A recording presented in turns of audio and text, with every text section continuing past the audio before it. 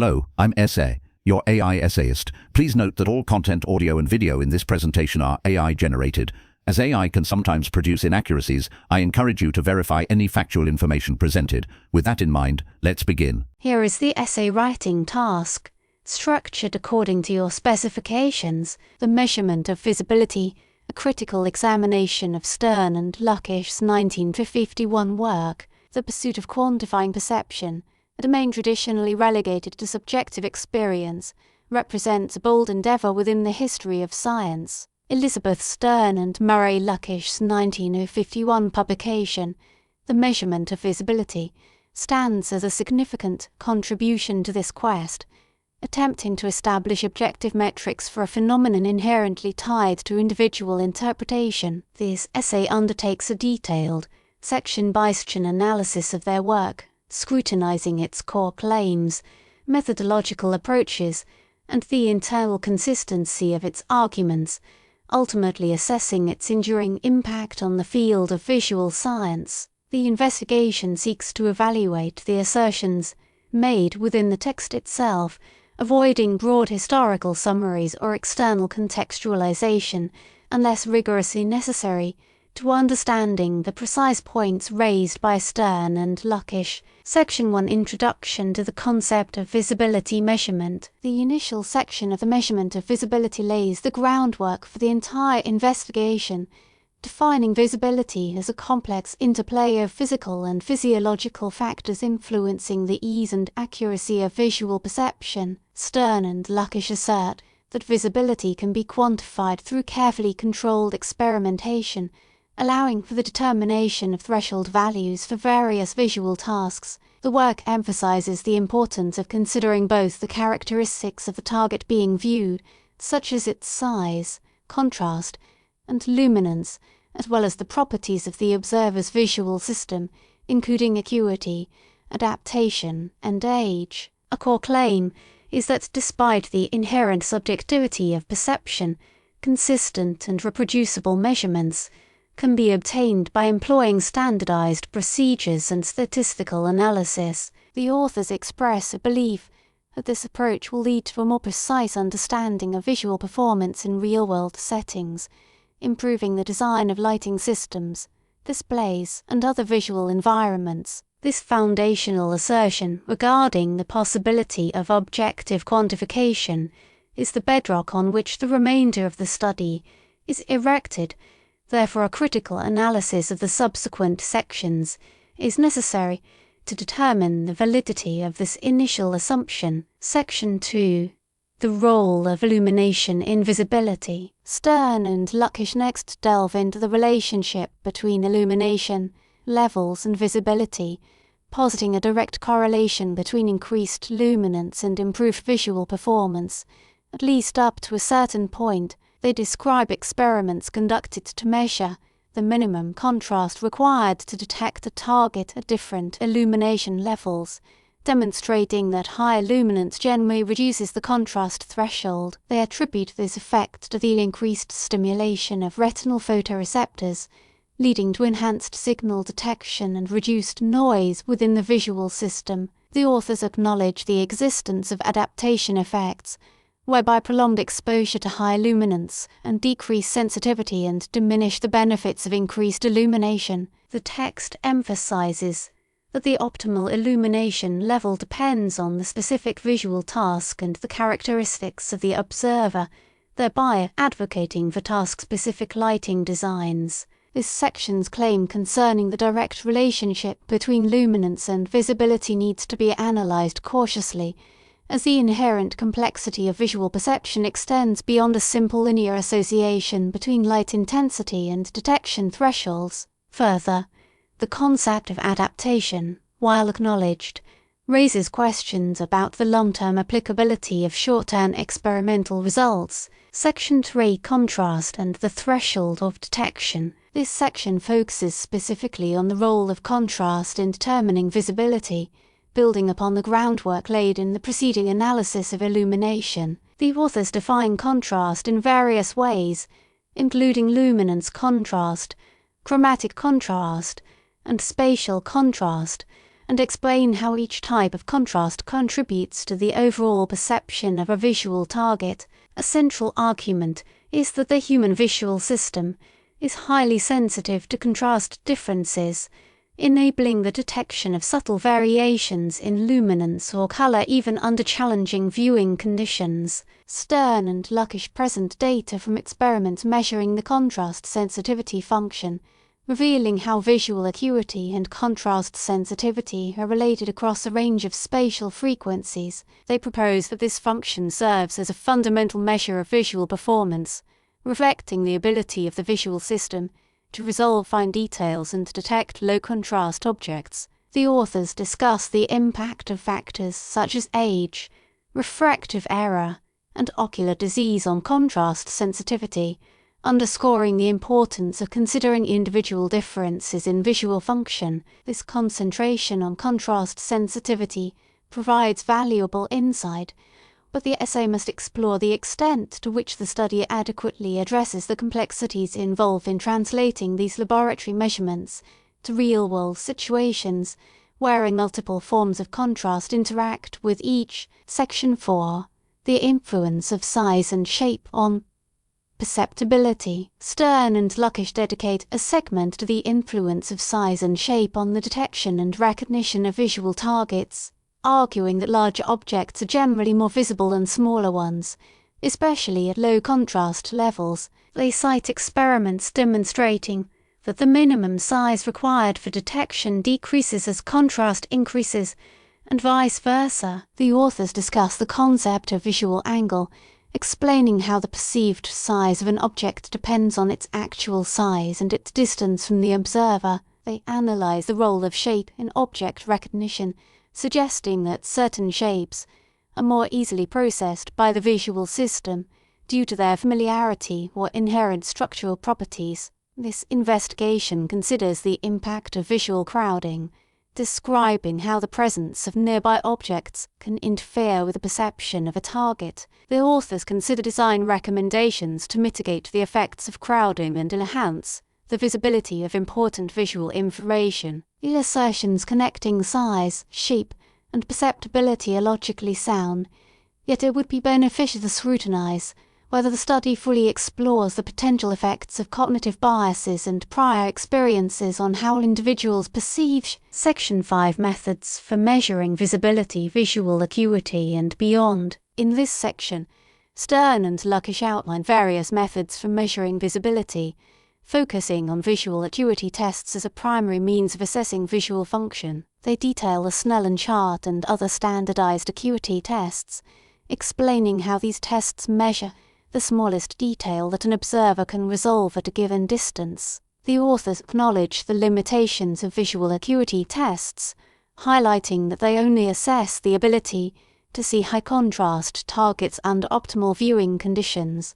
They discuss alternative methods for measuring visibility, including contrast sensitivity tests, glare sensitivity tests, and motion perception tests, which provide a more comprehensive assessment of visual function. The text addresses the importance of using standardized procedures and calibrated equipment to ensure the accuracy and reliability of visibility measurements. This section stresses the need for objective measures of visual capabilities combined with an understanding of the real-world task, though raises questions regarding the extent to which various tests accurately simulate practical viewing situations. Section 6. The role of time in visual discrimination. Stern and Luckiesh consider the temporal dimension in visibility, noting the significance of exposure duration and presentation rate on the accuracy and efficiency of visual discrimination. They address that brief exposures may limit the ability to extract detailed information from a scene, while prolonged exposures might lead to adaptation or fatigue. The authors examine the concepts of visual persistence and backward masking, explaining how preceding or following stimuli can influence the perception of a target. They discuss the implications of temporal factors for the design of visual displays, and other communication systems, emphasizing the need to present information at a rate that allows for effective processing. The authors consider the influence of attention and cognitive load on temporal aspects of visibility, suggesting that individuals are less likely to detect or recognize targets that are presented during periods of high mental demand. This portion of the work could benefit from a more thorough analysis of the complex interplay between attention, perception, and cognition, particularly in light of advancements in cognitive science since its publication. Section 7, Integrating Visibility Measurements into Lighting Design. This segment presents the application of visibility measurements to the design of efficient and effective lighting systems. Stern and Luckiesh advocate for using visibility metrics to optimize illumination levels and reduce glare, thereby enhancing visual performance and minimizing visual fatigue. They demonstrate the importance of considering a specific visual task that will be performed in a given environment, such as reading, writing, or assembly work, and tailoring the lighting design to meet the requirements of those tasks. The authors discuss the use of lighting models and simulation tools to predict the visibility of objects under different lighting conditions. The text explores the benefits of incorporating visibility measurements into building codes and standards, ensuring that lighting systems provide adequate levels of visual support for all occupants. The conclusions regarding the integration of visibility measurements into lighting design appear somewhat ideal, necessitating a deeper examination of the practical challenges involved in implementing these principles in real-world construction. Section 8, The Impact of Age and Visual Impairments on Visibility. Stern and Luckiesh focus attention on the influence of age and various visual impairments on visibility, highlighting the ways in which visual function declines with age. They refer to the common age-related changes, such as reduced visual acuity, contrast sensitivity, and light sensitivity, which can significantly impair the ability to see clearly. The authors discuss the impact of cataracts, glaucoma, macular degeneration, and other eye diseases on visibility, emphasizing the need for early detection and treatment to prevent vision loss. They advocate for the use of assistive devices, such as eyeglasses, contact lenses, and low vision aids, to improve visibility for individuals with visual impairments. The text addresses the importance of creating accessible environments that accommodate the needs of people with visual impairments, such as providing adequate lighting, high contrast signage, and tactile cues. While the acknowledgement of age-related visual decline is pertinent, the section could benefit from a more in-depth analysis of the genetic and environmental factors that contribute to vision loss, as well as the potential for rehabilitative interventions to improve visual function. Section 9, The Measurement of Subjective Brightness and its Relation to Objective Measures. This section addresses what could be considered a key challenge in the measurement of visibility, the relationship between subjective experience and objective quantification. The authors explore the measurement of subjective brightness, acknowledging that perceived luminance is not always directly proportional to measured luminance. Phenomena like simultaneous contrast and brightness constancy are discussed, highlighting the visual system's capacity to modulate perception based on contextual information. They examine techniques such as magnitude estimation and ratio scaling to capture subjective brightness judgments, comparing these subjective reports with objective measures like luminance levels and contrast ratios. Stern and Luckiesh grapple with the inherent variability in subjective responses, attributing this to individual differences in sensory thresholds, cognitive biases, and emotional states. The authors conclude by stressing the need for a combined approach, integrating objective measures of visibility with subjective evaluations of user experience to develop a comprehensive understanding of visual perception. This acknowledgement of the subjective element is significant, however. The study might be strengthened with a more nuanced framework for understanding the interplay between objective measurements and individual interpretation, potentially including insights from psychology and phenomenology. Section 10 Color and Visibility Considerations. Stern and Luckiesh expand their exploration to encompass the role of color in visibility, asserting that color perception significantly influences object detection and recognition. They review the trichromatic theory of color vision, explaining how the three types of cone photoreceptors in the retina contribute to the perception of different hues. The authors address the importance of color contrast in enhancing visibility, describing color combinations that are particularly effective in drawing attention and facilitating discrimination. The work discusses the impact of color blindness and other color vision deficiencies on visibility, emphasizing the need to consider these limitations when designing visual displays and signage. The implications of color appearance under different lighting conditions are explored,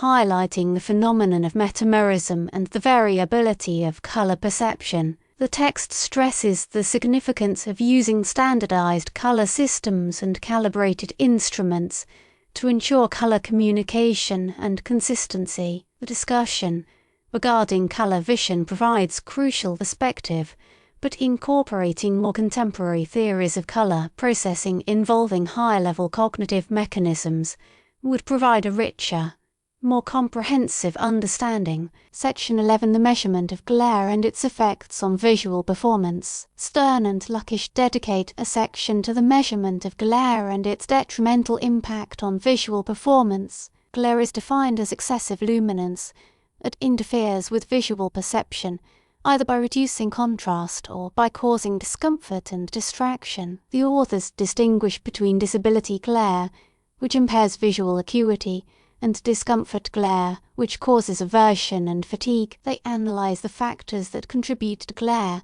such as the intensity, size, and location of the glare source, as well as the background luminance. The work explores various methods for measuring glare sensitivity, including subjective ratings and objective measures of visual performance. The authors address the importance of controlling glare in lighting design, advocating for the use of shielding, diffusers, and other techniques to reduce glare and improve visibility. This focus on avoiding glare is clearly essential.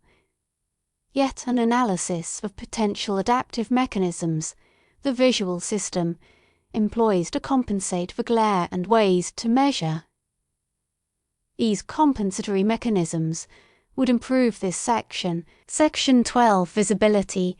In complex environments, natural and artificial light, they address the challenge of measuring visibility in more complex, real-world environments, considering both natural and artificial light sources. The authors note that natural lighting is highly variable, changing with the time of day, weather conditions, and the orientation of the sun. They explore the use of artificial lighting to supplement or replace natural light, emphasizing the need to consider the spectral properties of light sources and their impact on color rendering. The text addresses how the interaction of light and shadow can influence the perception of depth and form, highlighting the importance of considering these effects in architectural design. The authors suggest that the visual system dynamically adapts to variations in lighting conditions, influencing the way that objects are perceived, while acknowledging the complexity of real-world environments and the adaptation of the visual system